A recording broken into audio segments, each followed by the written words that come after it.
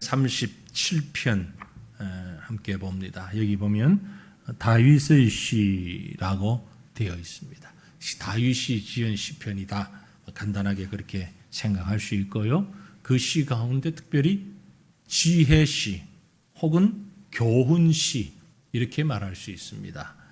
그러니까 다윗이 저와 여러분에게 또 그 백성들에게 들려주고 싶은, 가르치고 싶은 무슨 교훈이 있어서 그 교훈을, 그 가르침을 이렇게 시로 지어서 전하고 있다. 그런 것입니다. 참 우리 집에서 아이들에게 가르칠 때도 이렇게 시를 지어서 가르칠 수 있다면 참 좋겠지요.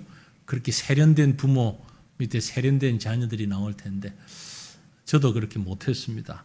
여러분 가운데도 그런 분이 잘 없을 것 같은데, 얘야 그러지 말거라 그러면서 아주 시를 착 낭송하면 애가 예 알겠습니다 그럴 수는 없는 것 같은데, 물론 이제 다윗이 자녀에게 하는 얘기는 아니죠. 백성들에게, 후손들에게 알려주기 위해서 시를 노래하고 있습니다. 근데 이 시편 37편을 통해서 다윗이 우리에게 주고자 하는 교훈이 뭘까? 쭉 보면은요, 한마디로 이겁니다.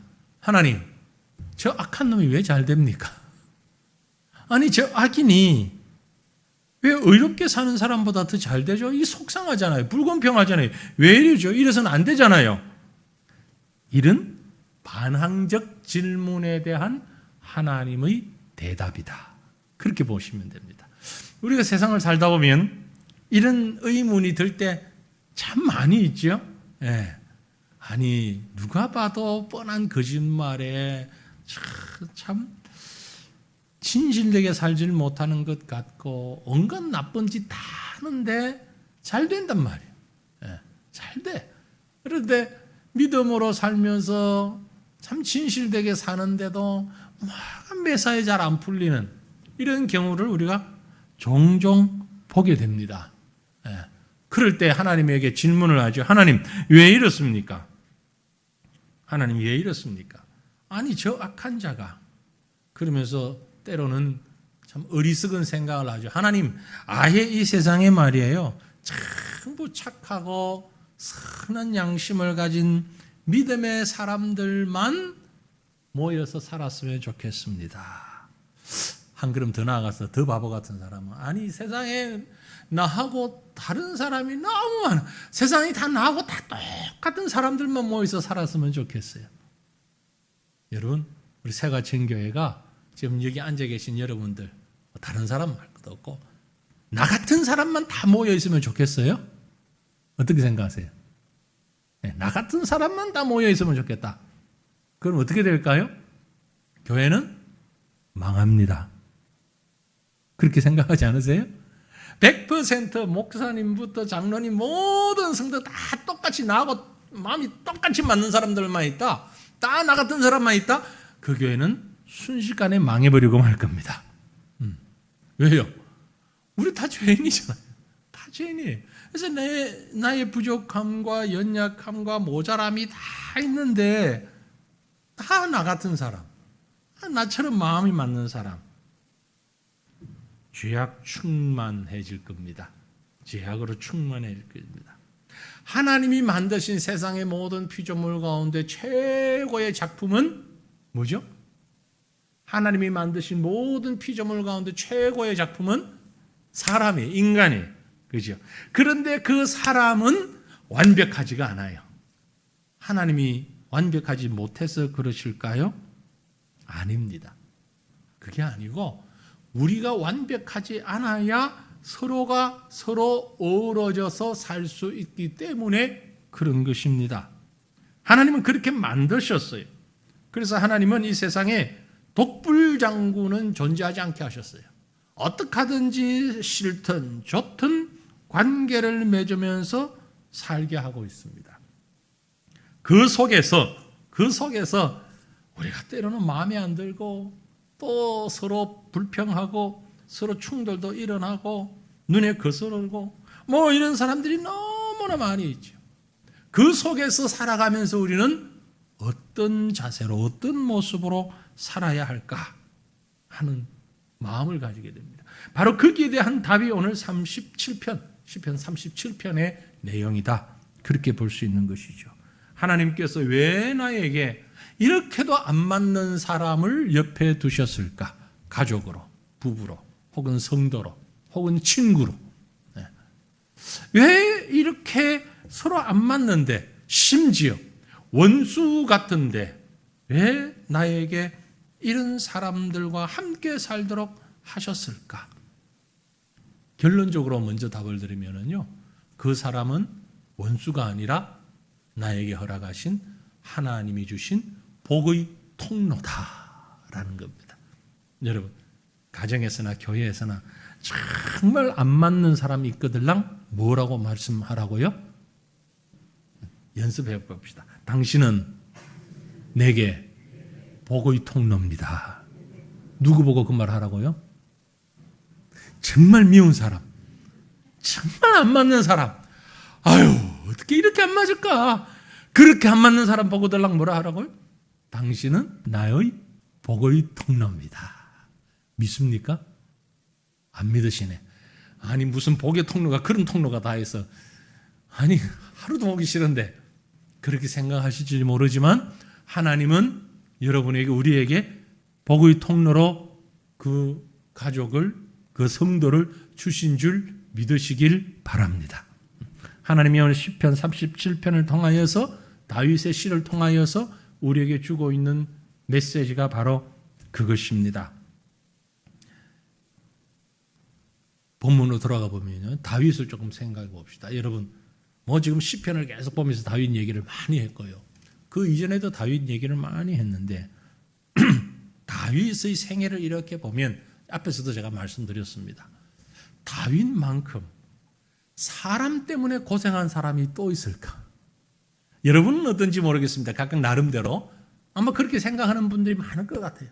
내가 살면서, 지금까지 살면서 건강 때문에 그렇게 고생했는가?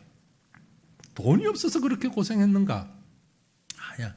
사람 때문에 고생한 게 너무 많아. 아마 이런 생각을 하시는 분들이 종종 있을 텐데요. 다윗이 그래요. 다윗 스스로 생각하는 것이 아니라, 우리가 제3자 입장에서 다윗을, 이렇게 성경을 통해서 다윗을 보면 정말 사람 때문에 마음고생, 몸고생 정말 많이 한 사람이 다윗입니다. 그죠? 어릴 때부터 집안에서 내놓은 자식이잖아요.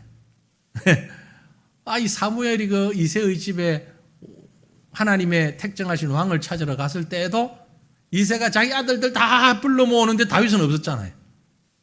그러니까 어릴 때 집에서부터 천덕꾸러기, 왕따 당했던. 그래서 성장하면서도 사울을 만났고, 사울 때문에 얼마나 힘이 들었습니까? 예. 장군으로 나라를 세울 때도 얼마나 대적자들이 많았습니까?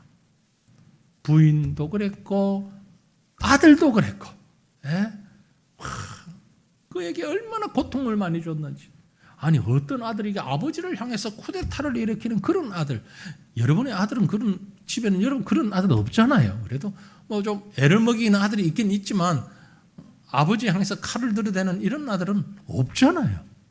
다윗은 그렇게 일생을 살았습니다. 이렇게 도망다니고 저렇게 도망다니고 죽을 고비를 수없이 넘기고, 그런데 그런 삶을 살았던 다윗이 자신의 인생을 놓고 고백하기를, 너무 자기를 힘들게 하는 사람들, 그 사람들 보고 왜 마음에 하나님 저 사람들 어떻게 좀 해버리시면 안 될까요? 이런 마음이 왜 없었을 것 같아요?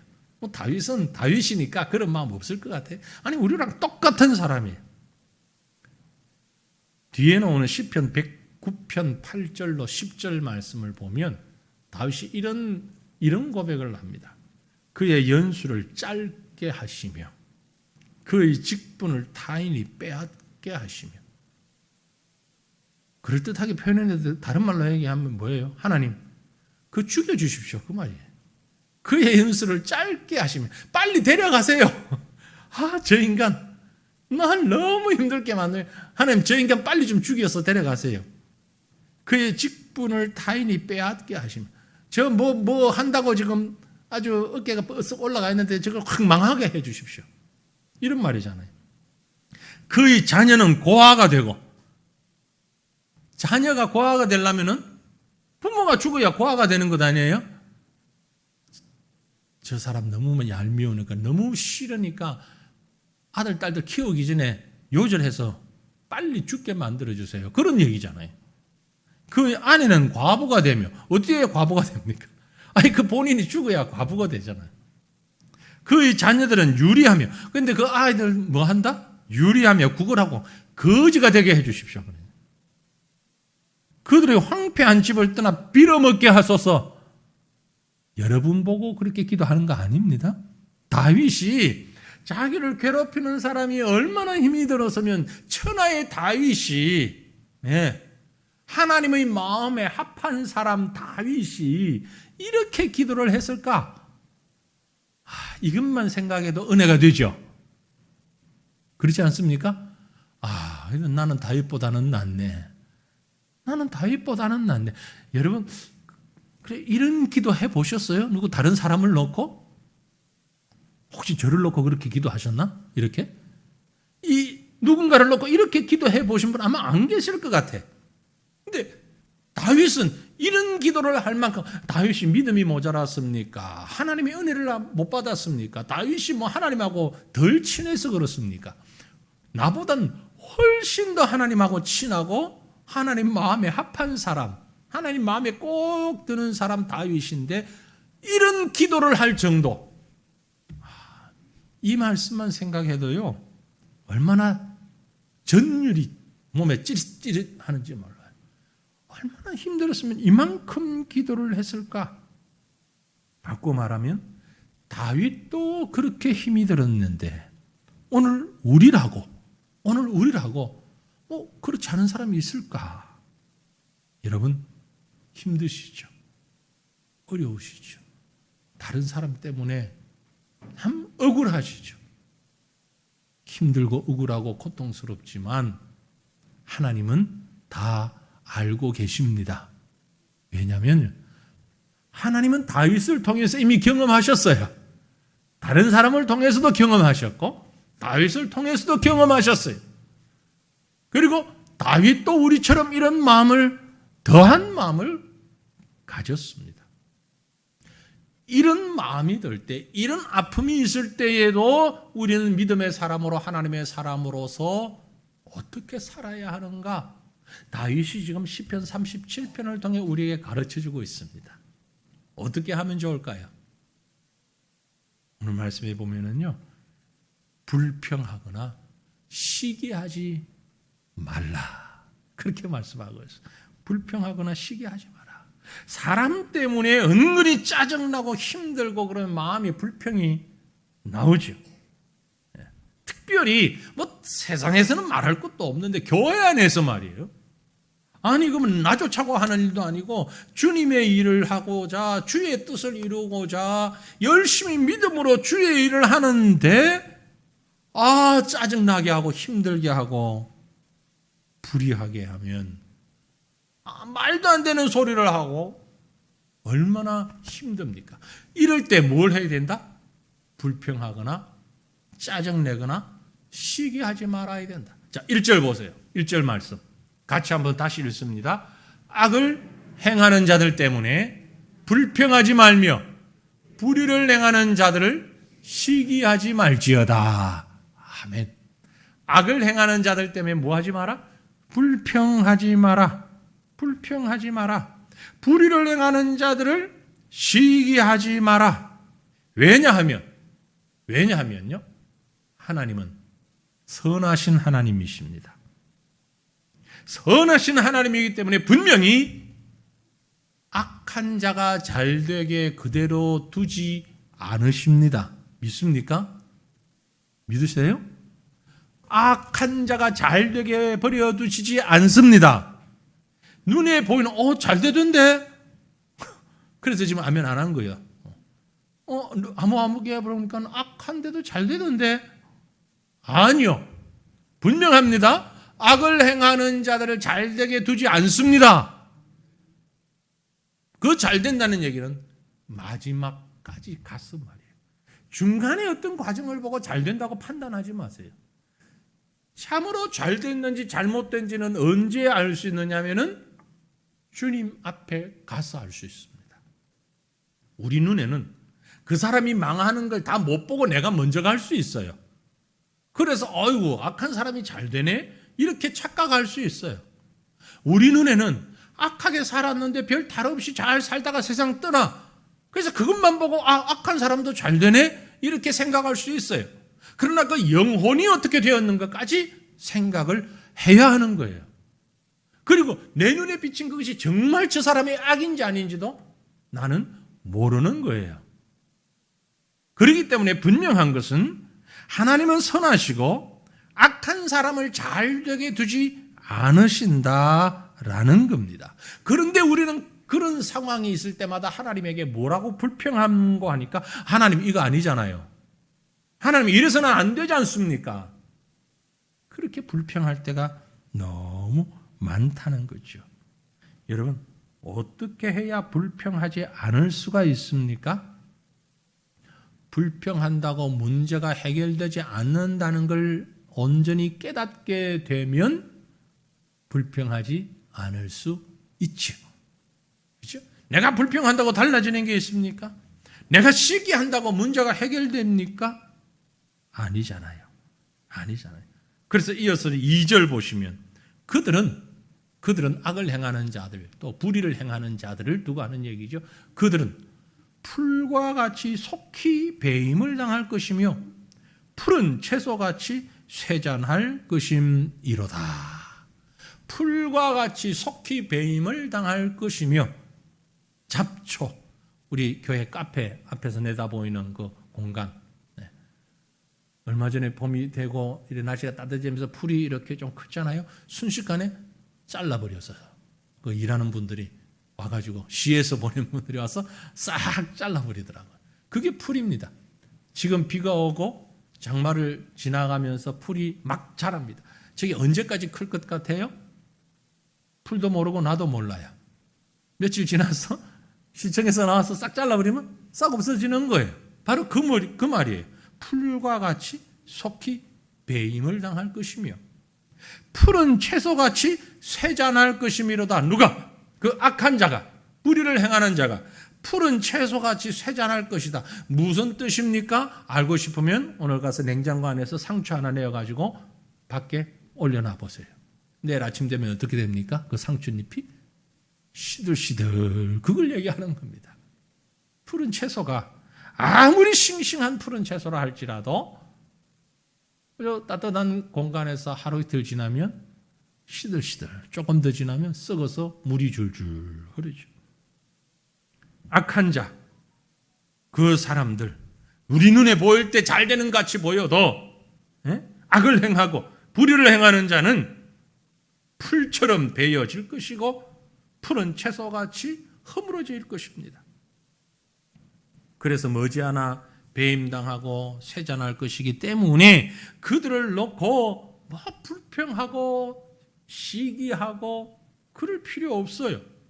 그래서 시편 146편 3절 4절에 보면 귀인들을 의지하지 말며 도울 힘이 없는 인생을 의지하지 말지니 그의 호흡이 끊어지면 흙으로 돌아가서 그날에 그의 생각이 소멸하리로다. 세상 사람, 세상에서 귀하다고 여기는 사람 의지할 대상이 아닙니다. 힘없는 인생 의지할 대상도 부러워할 대상도 아닙니다. 주님께서 그 생명 거두어 가시면 그 악을 행하는 자들, 그 불의한 자들 다 사라질 것입니다. 그러므로 불평하지 마라. 불평하지 마라. 불평. 우리 국어 사전에 보면은요, 마음에 차지 않아 못마땅하게 여긴다. 그런 뜻입니다. 결국 불평의 기준은 뭐냐면은 내 마음에, 내 생각에, 마음에 들지 않아 못마땅하게 여긴다. 그리고 시기한다. 샘을 내며 미워하고 질투한다. 그런 뜻이에요. 이 불평과 시기의 뿌리가 어디에 있느냐? 나한테 있습니다. 문제가 그 사람에게 있는 것이 아니고 우리는 그 사람에게 문제가 있다고 생각해요. 저 사람이 저렇게 하니까 사람들이 불평하고 저 사람이 저렇게 하니까 아니요. 실상은 그 사람이 그렇게 한 게 문제가 아니고 내 마음에 문제가 있는 거예요. 기준이 나에게 있다라는 겁니다. 한 가정에 두 아들이 있었습니다. 형제는 아버지를 바라보며 참 심각한 어린 시절을 보냈습니다. 아버지는 심각한 알코올 중독자였기 때문에 그렇습니다. 세월이 지난 다음에 형제 중에 한 사람은 알코올 중독자를 치료하는 의사가 됩니다. 또 다른 한 형제는 아버지보다 더 지독한 알코올 중독자가 됩니다. 두 형제에게 똑같은 질문을 합니다. 당신 왜 인생을 이렇게 살았습니까? 두 사람 다 똑같은 대답을 합니다. 아버지 때문입니다. 아버지를 보면서 살았습니다. 질문도 똑같고 대답도 똑같습니다. 그런데 두 사람의 인생은 전혀 다릅니다. 한 사람은 그 아버지를 보면서 난 저렇게 해서 안 되겠구나. 그리고 저런 사람들을 치료해야겠구나. 의사가 되지만 똑같은 질문, 똑같은 대답을 한 아들은 아버지도 저렇게 사니까 나도 저렇게 살아도 되는구나. 두 사람의 인생은 완전히 다른 인생을 살게 되는 것입니다. 사랑하는 성도들이요, 우리에게 주어진 환경, 내게 보여지는 것이 어떤 것인가 하는 것이 중요한 것이 아니라 내가 그것을 어떤 마음으로 받고 어떤 생각으로 어떤 기준으로 생각하는가에 따라서 전혀 다른 결과가 나올 수 있다는 것을 말씀드립니다. 하나님께서 우리에게 허락하신 귀한 성도들, 귀한 가족들, 귀한 친구들, 귀한 우리의 이웃들, 내 속에 불평이 아닌 감사와 찬양과 하나님의 은혜로 가득하면 바로 그 사람이 누구가 된다? 나에게 허락하신 나의 복의 통로가 된다는 사실 믿으시길 바랍니다. 다윗이 지금 이 시편 37편을 통하여서 이 말씀을 주고 있습니다. 두 번째는 사람들 때문에 힘들 때 하나님만 의지하고 맡겨야 합니다. 사람들이 악을 행하고 불의를 행하는데 그냥 불평하고 시기하고 마냥 바라만 보고 있어야 되느냐? 그렇지 않다라는 얘기입니다. 똑같이 한다면 우리도 똑같은 사람이 되겠지요. 그러나 사람 때문에 힘들고 어려울 때 내 방법으로, 내 힘으로 싸워서 해결할 수 없습니다. 어찌해야 합니까? 바로 본문 3절과 4절 말씀이죠. 자, 본문 3절, 4절 같이 읽어봅니다. 여호와를 의뢰하고 선을 행하라. 땅에 머무는 동안 그의 성실을 먹을거리로 삼을지어다. 또 여호와를 기뻐하라. 그가 내 마음의 소원을 내게 이루어 주시리로다. 아멘. 저와 여러분은 하나님의 살아계심을 믿는 자입니다. 그렇기 때문에 하나님이 내 형편을 너무나도 잘 아시기 때문에 하나님을 의뢰해야 합니다. 의뢰한다. trust. 신뢰한다. 의지한다. 여호와 하나님을 의지해야 합니다. 왜? 그 하나님이 나의 형편을 너무너무 잘 알기 때문에 그렇습니다. 또한 여호와를 기뻐하라. 여호와를 기뻐하라. 주님 안에서 참된 희락을 누리라. 그런 얘기입니다. 하나님을 의지하고 하나님을 신뢰할 때에 그것이 바로 성도의 마땅히 행할 바가 되어서 힘들고 어려운 것이 기쁨이 되는 것입니다. 하나님은 우리 마음의 소원을 이루어 주시는 분입니다. 다윗은 그토록 사울 왕이 다윗을 죽이려고 쫓아다닐 때 대적하지 않았습니다. 어찌 보면 피해 다녔습니다. 죽일 수 있는 절호의 찬스가 주어졌을 때도 그 스스로 해결하지 않았습니다. 여호와를 의뢰했습니다. 여호와를 의지했습니다. 아무리 악을 행하는 자가, 불의를 행하는 자가 자신을 향하여서 힘들고 고통스럽게 해온다 할지라도 다윗을 따르는 신하들이 절호의 기회가 왔습니다. 지금 사울을 죽이면 됩니다. 지금 잠들어 있습니다. 우리가 있는 이 굴 속에, 굴 입구에 지금 사울이 잠들어 있습니다. 가서 찌르기만 하면 됩니다. 내가 할까요? 가만히 있으십시오. 내가 할 테요. 그때도 다윗은 만류했습니다. 왜 그랬습니까? 그를 세우신 이는 하나님이라는 것을 알았기 때문에 그렇습니다. 그래서 그를 심판하실 이는 내가 아니라 하나님이라는 사실을 알았기 때문에 그렇습니다. 신약성경에서도 사도 바울이 로마서 12장에 그런 말씀을 우리에게 주고 있습니다. 로마서 12장 19절에 내 사랑하는 자들아 너희가 친히 원수를 갚지 말고 하나님의 진노하심에 맡기라. 기록되었을 때 원수 갚는 것이 내게 있으니 내가 갚으리라. 누가 한다고요? 하나님이 하신다. 나한테 맡겨라. 하나님 말씀하신 것이죠. 이 말씀에 순종하고 맡기는 자가 결국 승리하게 되는 것입니다. 하나님의 때를 기다려야 하는 것입니다. 우리 주님은요, 육신을 입고 이 땅에 오신 주님, 누가 예수님 당신을 배신할 자인가를 아셨습니다. 하지만 보복하지도 않았습니다.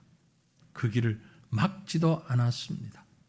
자신을 향해서 십자가의 못을 박는 그 무리들을 그 능력으로 다 멸망시킬 만한 힘이 있었습니다. 그래도 하지 않았습니다. 아버지께 맡겼습니다. 예수님에도 불구하고 아버지 하나님께 맡겼습니다. 우리는 어떻습니까? 저와 여러분은. 그래서 본문 5절 6절 이어서 보면 이렇게 말씀합니다. 내 길을 여호와께 맡기라. 너의 길을 여호와께 맡기라. 그를 의지하면 그가 이루시고 내 의를 빛같이 나타내시며 내 공의를 정오의 빛같이 하시리로다. 여러분 불평하지 마시고 악한 자를 바라보며 시기하지 마시고 여호와께 맡길 수 있기를 바랍니다. 주님께서 우리의 의를, 우리의 그 믿음을 정오의 빛같이 환하게 만들어 주신다 말씀하셨습니다. 사람 때문에 길이 막혔다 생각하십니까? 너무너무 힘들어 죽을 정도로 고통스럽습니까? 너무 억울합니까? 그래도 우리의 길을 여호와께 맡기시길 바랍니다. 하나님이 하시면 완벽하게 하실 수 있습니다. 내가 하면은요, 불완전할 수밖에 없습니다. 그래서 너무너무 소중한 말씀입니다. 이 말씀을 여러분 꼭 가슴에 새겼으면 좋겠어요. 내 길을 여호와께 맡기라. 그를 의지하면 그가 이루시리라. 잠언 16장 3절은 너의 행사를 여호와께 맡기라. 그리하면 너의 경영하는 것이 이루리라. 맡긴다. 내 길을 여호와께 맡기라. 너의 행사를 여호와께 맡기라. 이 맡긴다는 말은요, 세게 던진다는 얘기, 멀리 던진다는 얘기예요. 물건을 들고 이렇게 자마치 던져버리면 더 이상 나한테 없잖아요. 그렇죠? 나로부터 뚝 떼놓는다 이 말이에요. 맡긴다는 얘기예요. 맡기는데 내가 한 손으로 붙잡고 어떻게 되는지를 보자. 자꾸 관찰하고 보고 관심 갖고 이게 아니고 완전히 던져내버리고 관심 속에서 지워버리는 거예요. 그걸 맡긴다고 얘기합니다. 여호와께 맡기라. 우리의 고백이 그것이 되어야 합니다. 말로는 맡긴다고 하면서 그저 불안해하면서 어떻게 되는지를 살펴보고 쳐다보고 의심하고 안절부절하고 그거 맡기는 게 아니에요. 주님, 제 힘으로는 해결할 능력이 없습니다. 하나님 알아서 해 주십시오. 알아서 해 주십시오. 맡기는 저와 여러분 되시기를 주님 이름으로 축원합니다. 마지막으로 우리에게 주는 교훈은요, 사람 때문에 힘들 때에 잠잠히 참고 기다려라. 그렇게 말씀합니다. 우리 주변엔 참 좋은 사람들 많이 있지요. 모두가 좋은 사람들은 아닙니다만은 좋은 사람도 참 많이 있습니다. 근데 왜 좋은 사람은 없고 악한 사람만 많이 보이냐? 기다리지 않기 때문에 그렇습니다. 자, 본문 7절에 여호와 앞에 잠잠하고 참고 기다리라. 잠잠하고 여호와 앞에 잠잠하고 참고 기다리라. 자기 길이 형통하며 악한 꾀를 이루는 자 때문에 불평하지 말지어다. 하나님께 맡기고 참고 기다리라 하셨습니다. 그리고 이어지는 8절 말씀을 보면 참고 기다리는 모습이 분을 그치고 노를 버리며 불평하지 말라. 앞에서 나왔던 말이 반복됩니다.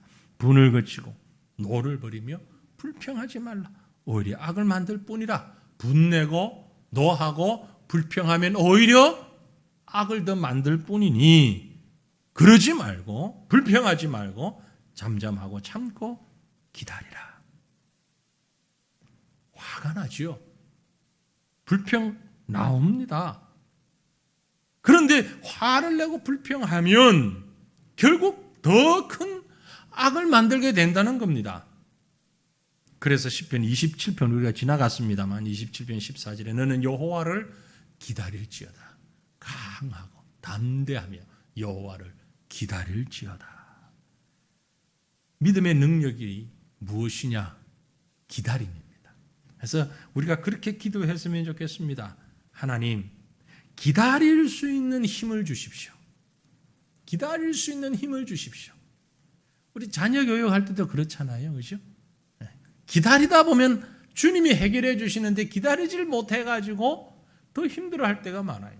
인간관계 속에서도 수없이 그래왔습니다. 그럼에도 불구하고 또 우리는 기다리질 못해요. 또 기다리질 못해요. 기다려야 됩니다. 언제까지? 주님이 하실 때까지. 어떻게? 잠잠하고 기다릴지어다 라고 했어요. 입을 열다 보면 불평할 수밖에 없죠. 문제를 잘못되게 할 수밖에 없습니다.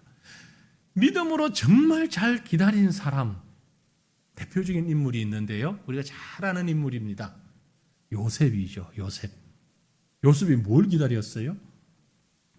보디발의 집에서 가정 총무로 일을 하다가 그 아내가 요셉을 유혹했는데 요셉이 그걸 뿌리치고 아내와 동침하지 않았습니다. 그 일로 인해서 그가 감옥까지 갔습니다. 스스로 이 문제를, 이 누명을 벗기 위해서 어떻게 했습니까? 요셉이 뭘 했죠? 가만히 기다렸습니다. 얼마든지 할 말이 있잖아요. 아니, 사실 말이에요. 내가 그런 게 아니고 저 보디발의 아내가 주인 마님이 그랬단 말이에요. 증거가 있고 이건 있고 저건 있고 내가 옷을 벗어놓고 도망갔고 그리고 평상시 나하고 가까운 사람들한테 야 내가 그런 사람이야? 얘기 좀 해줘. 내가 평소에 어떻게 해서 뭐 여러 가지 증거를 대면서 말을 하면서 스스로의 무죄함을 변론할 수 있었을 거예요. 어쩌면 감옥 들어가서도 내가 억울하게 말이야 지금 여기 왔는데 사실은 이건 이렇고 그건 저렇고 뭐 얼마든지 얘기할 수 있었을 거예요. 하지 않았어요. 그런데 성경은 기록하고 있지 않은데 나중에 요셉이 총리가 된 다음에 궁금하지 않으세요? 그 보디발의 아내를 어떻게 했을지. 그런데 성경에 뭐라고 되어 있어요? 아무 기록이 없어요. 그래서 수첩에 적어놔야 돼. 천국 가서 요셉 만나면 물어봐야지. 그 다음에 이 편에 보디발의 아내는 어떻게 됐지요? 한번 물어보고 싶은데 아무 기록이 없어요. 물론 추측할 수밖에 없는데 제가 추측하기에는 아무 일 없었다는 듯이 그대로 넘어갔다. 지나갔다. 왜? 하나님이 하실 일로 다 맡겼으니까 벌을 주든 상을 주든 뭘 주든 하나님이 알아서 하시는 거지. 그걸 내가 그걸 이렇게 기억하고 있다가 기억력이 너무 좋아도 안 돼요. 그죠? 그걸 기억하고 있다가 나중에 총리가 딱 되자마자 그래 내가 괘씸해가지고 말이야 그 여자 불러 그리고 뭔가를 할 수도 있는 분명한 힘은 있었을 텐데 전혀 그러지 않았을 것이다. 그래서 성경에 기록이 없다. 기록이 없다. 다 하나님께 맡겼기 때문에 이게 진정으로 맡기는 것이고 기다리는 것이라는 것입니다. 하나님께 맡길 때에 사실 요셉은 어릴 때 꿈속에서부터 하나님의 계시를 보면서 다 하나님께 맡기는 인생을 살았습니다. 힘들고 억울하고 고통스러워도 맡겼어요. 그러고 보니까 예수님도 참 답답했을 것 같아요. 3년 동안 제자들 데리고 얼마나 수고했습니까? 얼마나 애를 썼습니까? 그런데도 그 제자들이 바뀌질 않잖아요. 이번에 제가 지난주에 방글라데시 가서 우리 슈켄 전도사 같이 앉아서 얘기를 하면서 본인이 그래. 내가 물어보지도 않았는데 본인이 나를 처음 만난 게 16살 때라는 거예요. 난 그게 잘 몰랐어요. 몇 살 때지. 지금 몇 살이냐? 지금은 40살이에요. 지금은 40인데 16살 때 저를 만나가지고 지금 아들이 17살이에요. 그 아들보다 더 어릴 때 저를 만난 거예요. 그때 이제 제자훈련 하는 데서 들어와서 같이 제자훈련하고 시작했는데 아직도 전도사거든요. 그때부터 제자훈련 시작하고 신학 공부하고 했는데 그런데 사실 우리끼리 아는 비밀인데 목사 구실을 쳤는데 재작년 치고 작년 치고 쳤는데 1년에 한 과목씩만 합격을 해요 지금. 계속 시험은 다 치는데 1년에 한 과목씩만 합격을 하고 남아있는 과목이 4과목인 것 같아. 앞으로 4년 지나야 되나? 그래서 우리 전체 하는 장로교 공예를 하는 제가 이번에 이제 맡겼는데 합동적 선교사님, 제가 같이 일하던 선교사인데, 야, 이럴 때 어떻게 해야 되죠? 그러니까, 목사님, 언제 안수하겠다 그러면 그때 숙제를 내줘가지고 합격시킬게요. 그러더라고요. 시험 쳐가지고는 합격이 안 되니까.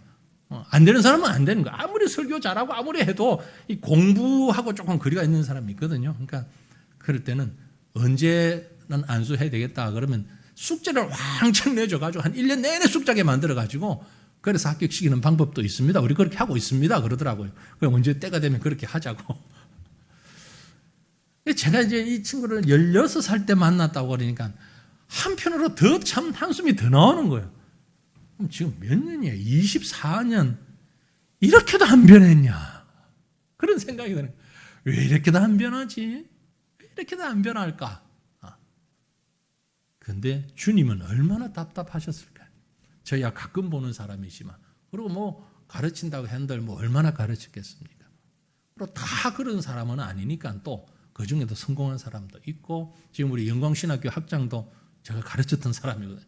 그건 지금 열심히 공부해가지고 아주 학위도 받고 신학교 학장하고 있잖아요.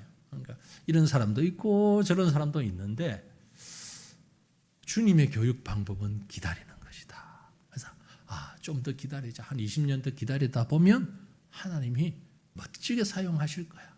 멋지게 사용하실 거야. 주님도 제자들을 보면서 그렇게 기다리며 그들을 양육시키셨던 것을 우리가 볼 수 있습니다. 불평하거나 원망하지 않았습니다. 그래서 우리 선교지를 이렇게 바라보면서 총무랑도 그런 얘기 했습니다. 선교 어떻게 하면 성공하냐? 기다리면 된다. 기다리면. 불평하지 말고 기다리자. 기다리다 보면 때로는 내가 못 볼 수도 있어요. 다음 세대에 볼 수도 있어요. 그리고 그 다음 세대에 볼 수도 있어요. 그러나 하나님은 분명히 일을 하십니다. 아펜젤러 언더우드 선교사가 조선 땅에 와서 얼마나 답답했는지 그때 그 기도문을 보면은요, 하나님 길이 보이질 않습니다. 길이 보이질 않습니다. 도대체 소망이 없습니다. 그렇게 기도했어요. 우리 조선 땅을 보고. 아니, 저 사람들은 도대체 마음을 열지도 않습니다. 아무리 이 얘기를 해도 받아들이질 않습니다. 100년 지난 지금 엄청나게 변화됐잖아요. 그때 그 기도를 드린 선교사 입장에서 보면 내가 왜 그랬을까? 뒤통수가 건지러울 만큼 한국교회가 얼마나 부흥했습니까? 하나님이 하시는 때가 있는 것이죠. 우리에게는 아무 능력 없습니다. 아무 힘도 없어요. 그러나 우리가 해야 할 일은 주님 말씀 듣고 순종하고 기다리는 그것입니다. 주님께서 다윗에게 바로 그 믿음을 주셨고 오늘 저와 여러분에게도 그 믿음을 주셨습니다. 사명을 주셨어요. 마가복음 16장 15절 보면 제자들에게 이런 말씀하십니다. 또 이르시되 너희는 온 천하에 다니며 만민에게 복음을 전파하라. 믿고 세례를 받는 사람은 구원을 얻을 것이요 믿지 않는 사람은 정죄를 받으리라. 일은 누가 한다? 하나님이 하신다. 하나님이 하신다. 우리는 그저 사명 감당하라. 전파하라. 그게 우리가 할 일입니다. 그렇기 때문에 오늘 말씀 가운데 9절 말씀에 이렇게 말씀합니다. 진실로 악을 행하는 자들은 끊어질 것이나 여호와를 소망하는 자들은 땅을 차지하리로다. 위에 있는 마가복음 16장 말씀과 똑같은 말씀이에요. 그렇죠? 악을 행하는 자는 끊어질 것이다. 구원 믿지 않는 사람은 정죄를 받을 것이다. 그러나 믿는 자는 믿고 세례를 받는 사람은 구원받을 것이다. 여호와를 소망하는 자들은 땅을 차지할 것이다. 악인이 승리하는 것 같으나 결국은 하나님이 정리하신대. 악은 망하게 하고 선은 하나님께서 세워주시는, 상급 주시는 이 마지막은 하나님이 하신다.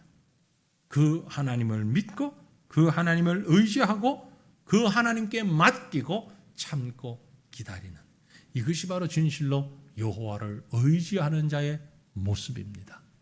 다윗이 이 고백을 우리에게 주고 있는 것처럼 오늘 저와 여러분이 바로 그 말씀 앞에서 여호와를 진실로 의지하는 자, 바른 삶의 모습을 가지는 귀한 은혜가 함께 할 수 있기를 우리 주님의 이름으로 축원합니다. 기도하겠습니다. 우리 함께 한 마음으로 주님 앞에 기도하기 원합니다. 하나님, 때로는 우리가 이해하지 못하고